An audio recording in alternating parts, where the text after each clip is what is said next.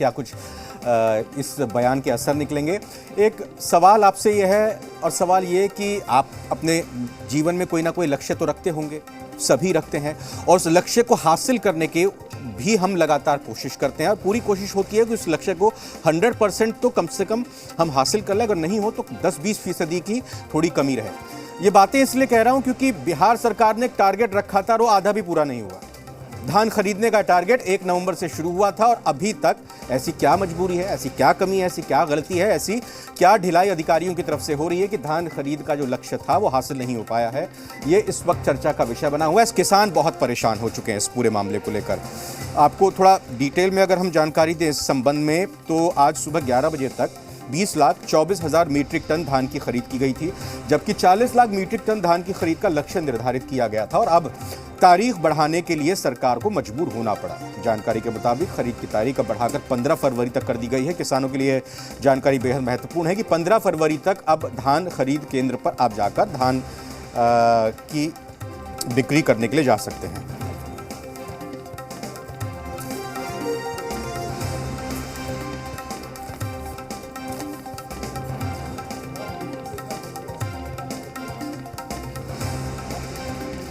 नवजीत हमारे सहयोगी जुड़ चुके हैं। नवजीत बताइए। देखिए, बड़ी अजीब बात है कि जिस तरीके से जो धान की जो खरीदारी हो रही है वो एक तरफ सरकार है वो अपने लक्ष्य तक नहीं पहुंच पा रही है, वहीं दूसरी तरफ देखिएगा यदि फील्ड में जा कर के किसानों की हालत देखिएगा तो काफ़ी उनकी ख़राब स्थिति है। तो पूरे मामले पे कहीं ना कहीं जो एक कह लीजिए कैमरे के पीछे जो लोग बोलते हैं उसकी वजह इस बार ये बन रही है कि जिस तरीके से तिथि भी आगे बढ़ाई जा रही है, साथ साथ जो धान की अधिप्राप्ति है वो भी सही से नहीं हो पा रही है।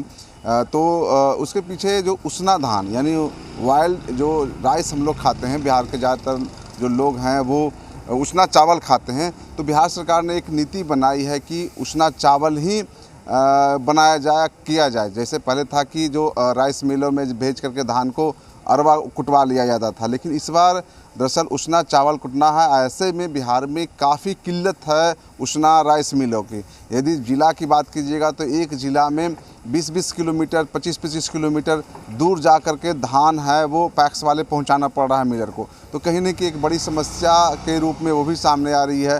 तो जो लक्ष्य है, लक्ष्य में देखिएगा तो रोहतास सबसे टॉप पे है, वहाँ पे 2 लाख मीट्रिक टन की धान की खरीदारी हो चुकी है। वजह भी साफ़ है कि वहाँ पे बड़े पैमाने पे धान उपजाया जाता है, धान के किसान हैं वो वहाँ पे धान उपजाते हैं। लेकिन सबसे जो अहम बात है, जो पटना से चंद कदम दूर वैशाली ज़िला है, वहाँ पे मात्र कह लीजिए कि डबल डिजिट में भी नहीं जा पाया है, यानी 10,000 मीट्रिक टन भी नहीं पहुँच पाया है। 7,000 के आसपास ही धान की खरीदारी हो पाई है। तो इसके पीछे वजह क्या हो सकती है वो अधिकारी समझ रहे हैं, लेकिन उसको दूर करने की कोशिश नहीं देखने को मिल रही है। तो यही एक सबसे बड़ी वजह है कि धान की जो खरीदारी का जो लक्ष्य है वो काफ़ी पीछे है। नवजीत, एक सवाल ये है कि 1 नवंबर को ये टारगेट रखा गया था, धान खरीदने की शुरुआत हो गई थी, जब इतने वक्त में आधा भी लक्ष्य पूरा नहीं हुआ, अब 15 फरवरी तक कौन सी जादू की छड़ी हाथ में आ जाएगी कि ये लक्ष्य हासिल हो जाएगा? जी बिल्कुल सही जवाब है। चूँकि 2.5 महीने हो गए, 1 नवंबर से लेकर के 15 जनवरी तक की बात कीजिएगा तो लगभग देखा जाए तो 2.5 महीने हो गए हैं। 2.5 महीने में आप आधी दूरी तय नहीं किए हैं। ऐसे में बचे हुए जो 30 दिन होंगे उसमें कितनी दूरी तय किया जाएगा वो देखना होगा। जादू की छड़ी की बात है तो मुझे नहीं लगता है कि कहीं से भी 40 लाख मीट्रिक टन धान की है जो खरीदारी सरकार कर पाएगी। और पिछला जो ट्रैक रहा है, जब कभी भी देखिएगा, इसके पिछले साल देखिएगा, जब से धान की खरीदारी हो रही है तब से देखिएगा तो लक्ष्य के पास कहीं भी नहीं पहुंच पाती है। ये सरकार की दलील ज़रूर रहती है सरकार की ओर से कि जो धान की खरीदारी जो दरअसल की जाती है उसमें किसानों को मैक्सिमम प्राइस देने की बात होती है कि उनको कोई नुकसान ना हो। सरकार धान इसलिए खरीदती है कि अधिक से अधिक दाम उनको मिल जाए। तो अभी 19.5 रुपये धान की खरीदारी लगभग की जा रही है। तो ऐसे में बाज़ार में जो किसान हैं वो 11 रुपये 12 रुपये धान आराम से बेच लेते हैं।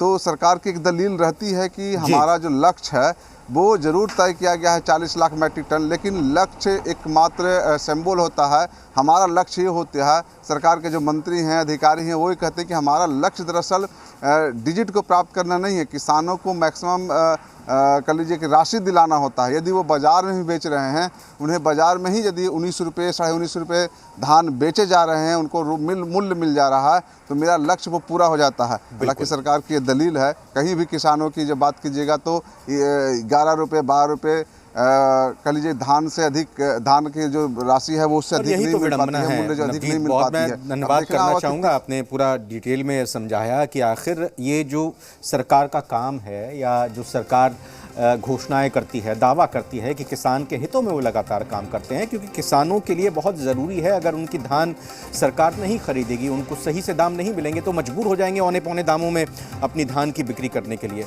फिलहाल नवजीत का बहुत बहुत धन्यवाद, और इसी खबर के साथ न्यूज़ रूम लाइव की खबरों में इतना ही, लेकिन तमाम खबरों के लिए आप बने रहिए जी बिहार झारखंड के साथ। नमस्कार।